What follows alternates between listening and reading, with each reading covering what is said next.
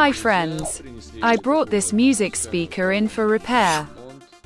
The current consumption is 0. We tried turning it on, but it doesn't turn on. The problem is somewhere in the power supply. Let's disassemble it and find the cause. I see severe damage on the left side. You need to look under a microscope. To do this, you need to disconnect all the connectors. I marked the connectors with a marker so I don't mix them up during reassembly. And now we can disassemble them.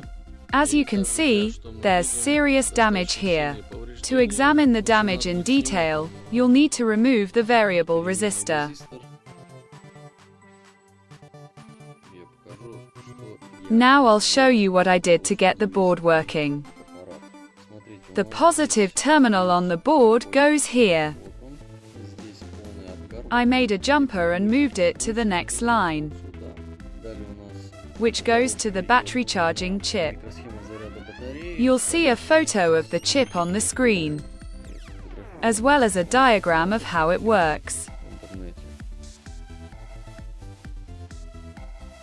The positive voltage goes through a resistor to a microcircuit, and there's a capacitor nearby.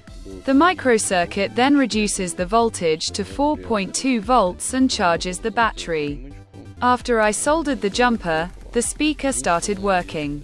Since the board is badly damaged, I can't figure out how the LED that indicates the speaker is charging is connected.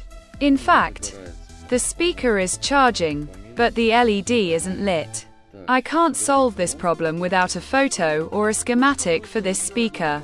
It's done, friends. Another device is repaired. The speaker's name is now on the screen. As you can hear, the speaker has started making sounds. I've already tested it and it works without any issues. Subscribe and see you in the next videos.